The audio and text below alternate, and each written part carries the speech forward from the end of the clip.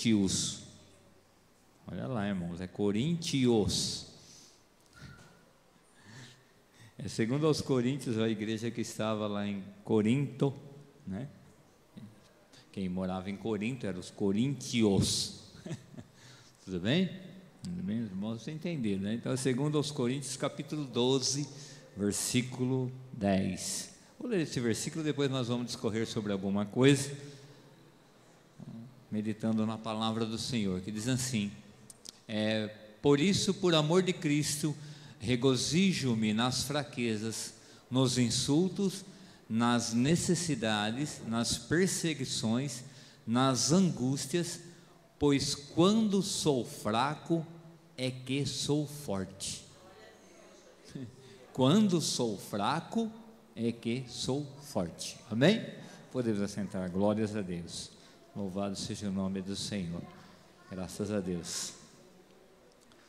Nós queremos falar um pouquinho sobre o personagem bíblico que eu acho, sabe, sou admirador do nome dele. É do Pedro. Um nome bonito.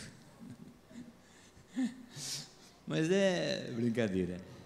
O personagem bíblico que chama muito a atenção por algumas coisas que aconteceram na vida dele.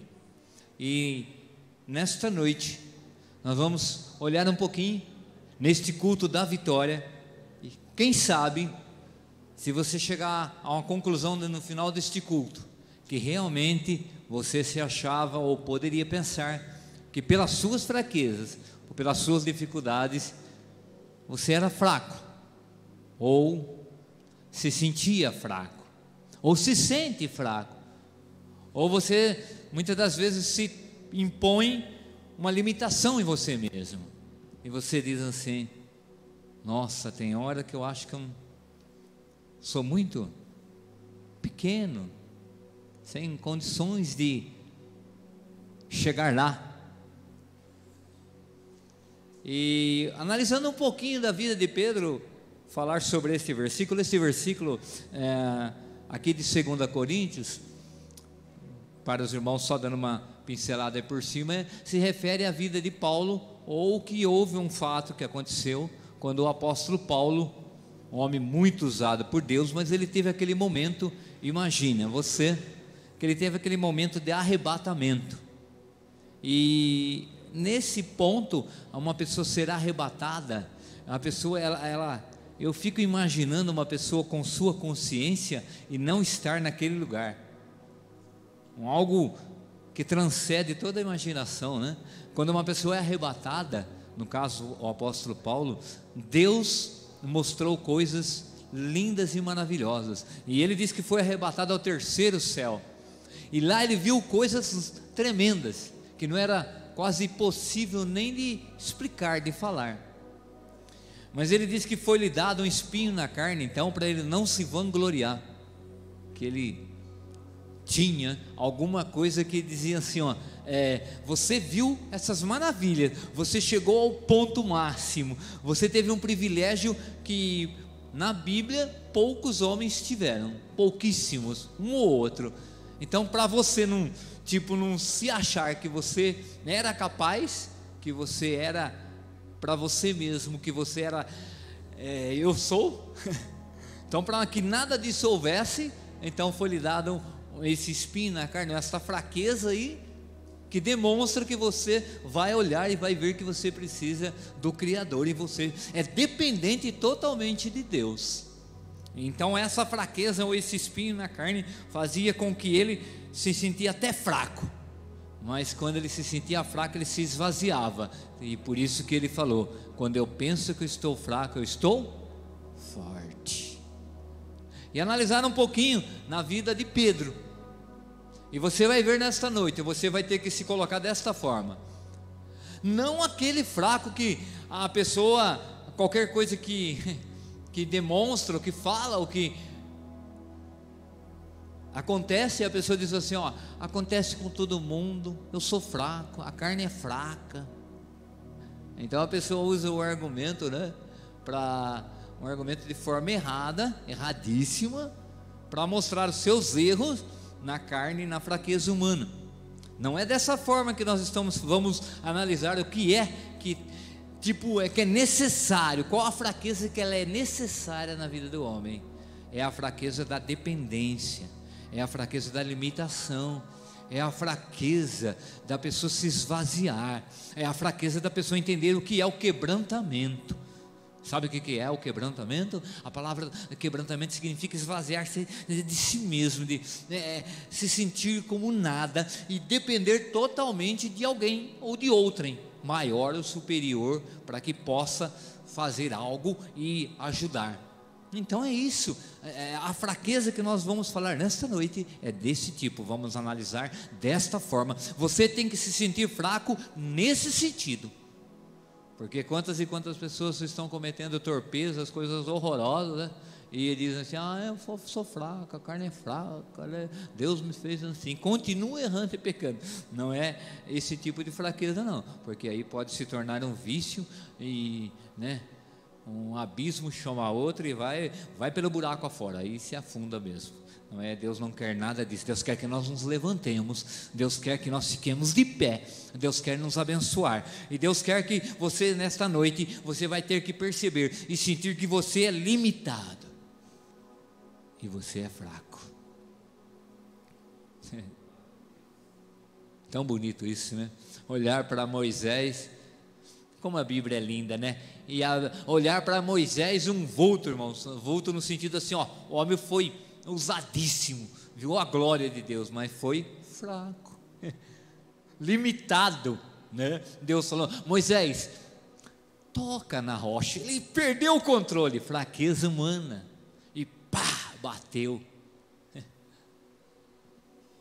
Estava lá no monte e Deus revelou coisas maravilhosas para ele. Deus gostava dos 10 mandamentos, mas agora ele percebeu, olhou, viu, Deus falou que o povo tinha feito um bezerro de ouro. Ele desce, pega aquelas tábuas dos 10 mandamentos escritas pela mão de Deus, e ele perde o controle, fraco, e quebra. Viu as limitações humanas onde elas estão? Aquele falar de Elias: vocês são profetas de Baal, ajude-se aí. Vai ver que Baal está viajando, Baal deve estar dormindo, Baal foi fazer algum spar aí, ele está tirando umas férias. Era como um homem de Deus usado. Se eu sou homem de Deus, desça fogo do céu. Aqueles soldados vieram aprender, todos morriam só por essa palavra. E vamos fazer o desafio aqui contra os profetas de Baal. Aquele que servir o Deus verdadeiro vai descer fogo agora. Se Deus é Deus ou se Baal é Deus, vamos ver. Que coisa, corajoso, parecia assim, irrepreensível, parecia infalível, não parecia? Daqui a pouco, aí Jezabel falou: vou acabar com a sua vida. Aonde está Elias? Elias corre, foge, se esconde numa caverna. Que medo, Jezabel vai me matar, eu estou com medo, fraqueza humana. Agora eu vou imitar o meu companheiro aqui, o Juninho, esse abençoado. Olha para o seu irmão do lado e diz para ele: eu sou fraco. Não tem que falar, não minta, fala para ele, não minta, sou fraco. A limitação humana, viu? A fraqueza humana, o poder humano é limitadíssimo. É por isso que a Bíblia diz que Deus pega o sábio na sua própria estultícia. Deus, ele é poderoso, ele é inteligente, é Deus, sábio é Deus. Às vezes o homem mais sábio, humanamente falando, se julga alguma coisa, Deus fala que ele é louco. Paralelo de Deus e o homem, quando esse homem se julga inteligente, sabe, Deus fala: você é louco, você não sabe nada. Os homens que se julgam espertos e inteligentes. Mas, meu querido, vamos analisar um pouquinho na vida deste homem, do apóstolo Pedro, e algumas coisas que aconteceram na vida dele, algumas fraquezas demonstradas na vida dele, que pode ter na minha vida, na tua vida. Mas nesta noite você vai sair daqui falando assim: o fraco é que vai ter vitória. Interessante isso, né? Aquele que diz: eu sou forte, esse daí não vai chegar lá. Agora o fraco, que percebe as suas limitações, esse vai sair daqui vitorioso. Amém, Jesus? Aleluia. Você é vitorioso? Então você pode aplaudir e glorificar o nome do Senhor. Aleluia. Glória a Deus. Você é mais do que vencedor. Eu vi uma coisa bonita uma vez, né? No pódio normalmente tem o primeiro, segundo e terceiro lugar, em pódios assim que costumam fazer medalha de ouro, prata e bronze, aquela coisa toda, né? Agora a Bíblia diz que nós não somos vencedores, a Bíblia diz que nós somos mais que vencedores. Imagina você que o primeiro lugar ali é o top, é o melhor, mas a Bíblia diz que nós não estamos assim nessa disputa, nós somos mais do que vencedores por aquele que nos amou. Aleluia, glórias a Deus. Agora observe algo na vida do apóstolo Pedro. Irmãos, eu admiro, se ler o livro de Atos, nós ficamos impressionados como Deus usava ele.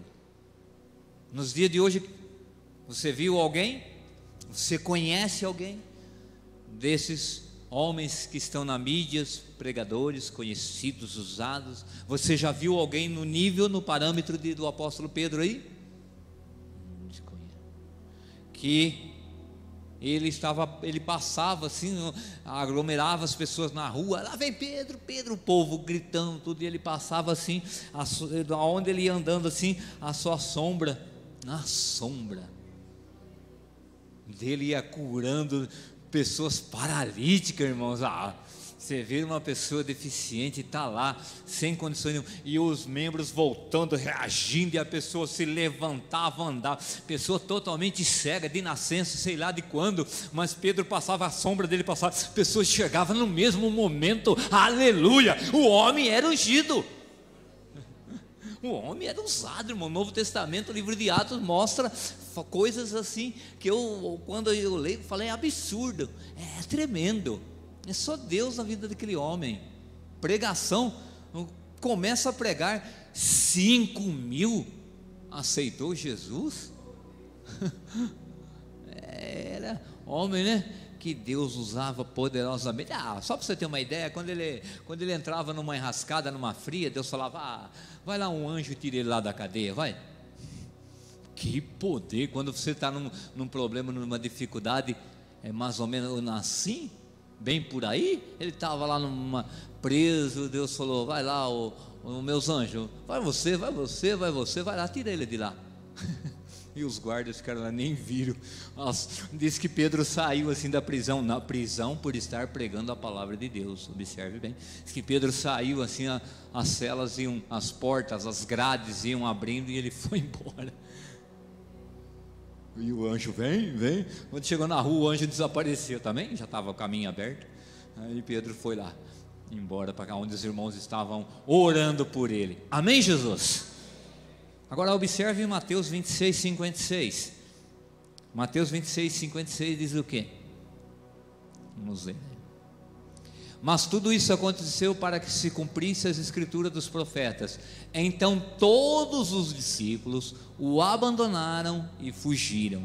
Se refere ao momento em que Jesus fora preso. Naquele momento, antes de Jesus ser crucificado, ele estava com os discípulos, chegou os guardas, chegou aquelas pessoas para prender, teve aquele fato lá que Pedro cortou a orelha do soldado, né? E dizem que um diz que ele deu na cabeça, era ruim de pontaria, outro diz que ele deu na orelha porque ele era bom na pontaria. A verdade é que Jesus era um ótimo cirurgião e colou a orelha, acabou com a conversa, resolveu o fato, mas e Pedro tentou defender ali de uma forma errônea Jesus, e andava com espada. Que coisa, não tinha se convertido ainda. Aí depois, na verdade, chegou os guardas, chegaram as pessoas ali, prenderam Jesus para levarem ele para ser crucificado. Os discípulos ou os apóstolos, os amigos, os companheiros de Jesus fogem. Isso é fraqueza, irmão. Na hora do perigo que eu e você enfrentamos, muitas das vezes nós fugimos. Sim ou não? Como diz o irmão, o pastor lá, sim ou não? Na hora do perigo, irmão, vai dizer que você nunca, na hora de muita aflição, de muito problema, você nunca recuou. Eu não vou nem lá, porque só confusão. eu não vou nem sair de casa, eu não vou nem tentar. Faz parte um pouco da carne, da parte do ser humano, essa fraqueza, a fuga. Quantas e quantas pessoas, infelizmente, não estão vindo na igreja, ou pararam, ou desistiram por causa disso, porque elas estão fugindo de enfrentar, fugindo das suas responsabilidades, fugindo de uma série de coisas, mas estão com medo, porque tem hora que, sabe, vem um apavoramento do inimigo, ele faz essa pressão mesmo, para ver se a pessoa desiste. Alguém disse, eu guardei, não sei quem foi, mas disse que Satanás é um guerreiro milenar, estuda o homem dia após dia. Ele estuda como? Agora ele foi para a direita, virou para a esquerda, levantou de manhã, orou, bebeu água, foi para lá, foi para cá, ali o chefe chamou atenção, não gostou, aquele lá o vizinho, não gostou daquilo, a mulher, não sei o que ele falou aquilo. Ele estuda o homem para ver as fraquezas e a dificuldade, para armar as suas maneiras de derrubá-lo, dia após dia. Já pensou, irmãos? E alguém falou: irmão, mas então ser cristão é muito difícil. Aí vamos corrigir isso. Alguém já disse também, se com Jesus é difícil, no sentido humano, sem Jesus aí a coisa fica preta. Aí piora mesmo. Com Jesus é difícil, falando que temos problemas, dificuldade, é difícil o momento, mas temos um amigo, alguém que está conosco todos os dias, aleluia, que não deixa nós nenhum instante, diz para nós que eis que estou convosco todos os dias até a consumação dos séculos, aleluia, amém? Mas Pedro fugiu, os discípulos fugiram, medo do perigo, medo do sofrimento. Mas por que medo do sofrimento? Se eles fossem pegos ali pelos guardas, eles poderiam ser presos também, poderiam ser açoitados, as suas famílias. Quantas vezes nós fugimos de alguma situação com medo de que aconteça alguma coisa para a nossa família, é verdade ou não? Nós fugimos de determinada situação, de determinada circunstância, pensando, preocupado, se eu ficar, pode prejudicar minha família também, vai envolver, será, minha família? E Pedro e os outros, se eles fossem pegos ali, eles poderiam ser presos, açoitados. E quem que é a mulher de Pedro? Ele era casado, viu? Tá? Então quem que é a mulher de Pedro? Traz aí também, chicota ela também e tal. E Pedro poderia ver aquilo e desanimar e tal. Então eles fugiram. É uma fraqueza, irmão. Cuidado com este tipo de fraqueza. Tenta vencer ela, tenta saber que os perigos existem, tente saber que o sofrimento existe. Tem como, viu? Não existe lugar para você fugir, não existe. No sentido de sair deste mundo, sair dos problemas, sair da dificuldade. Aonde estiver o ser humano, aí vai ter problema. Nenhum homem é uma ilha. Estou cheio de frases hoje, né? Nenhum homem é uma ilha. Na verdade, quer dizer que nenhuma pessoa pode viver isolada, sozinha. Aonde ele estiver pode ter perigo e sofrimento, fraqueza humana. E Pedro e os outros fogem. Agora rapidamente vamos ver em Lucas 22:61, 22:61.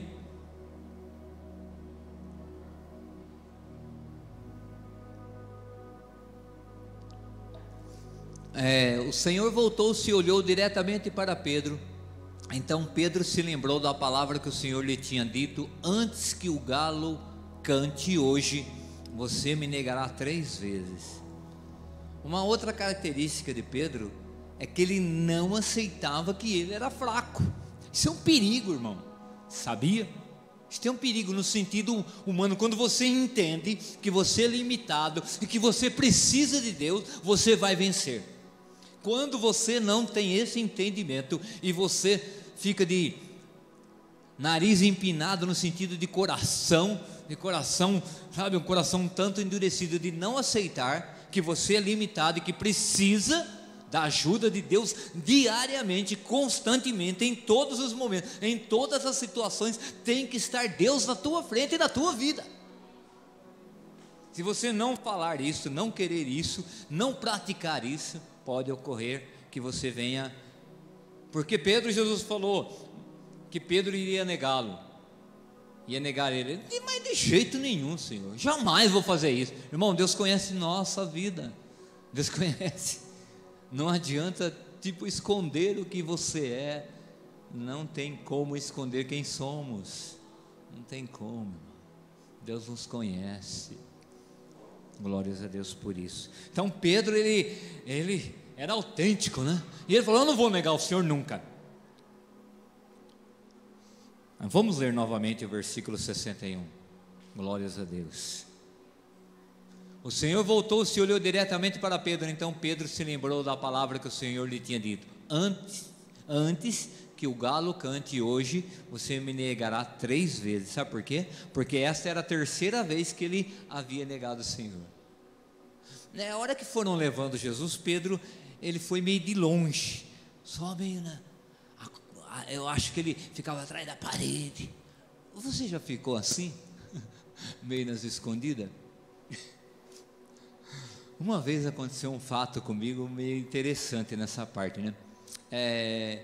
Havia um seguro-desemprego que eu teria que receber na Caixa Econômica Federal em São Carlos, e houve um erro de dígito na época, na época, e eles colocaram para mim receber em Vila Mariana, em São Paulo.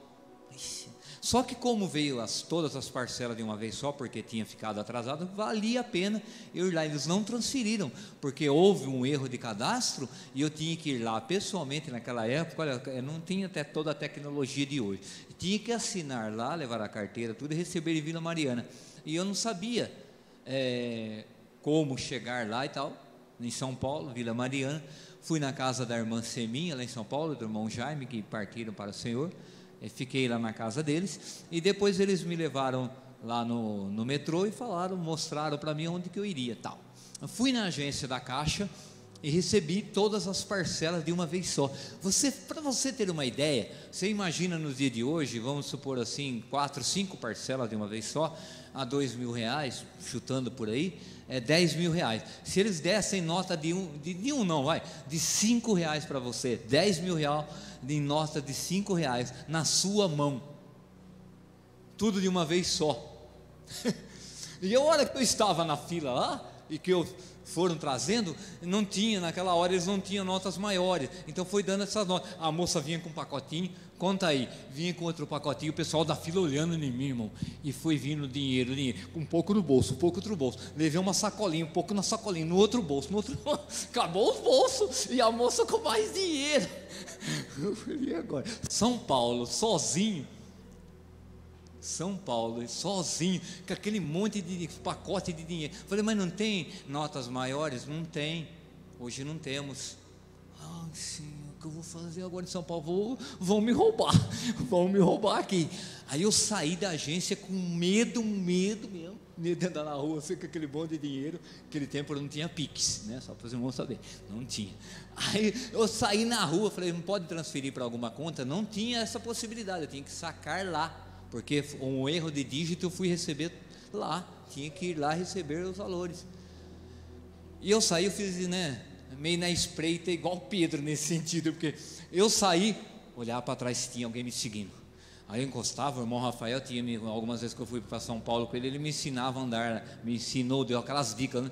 Eu andava mais um pouco, encostava, eu olhava se tinha alguém me seguindo, olhando a em mim, andava mais um pouco, eu ia em sentido da estação do metrô de Vila Mariana e ia olhando, né? Andava mais um pouco, olhava, irmãos, e não é que tinha alguém me seguindo.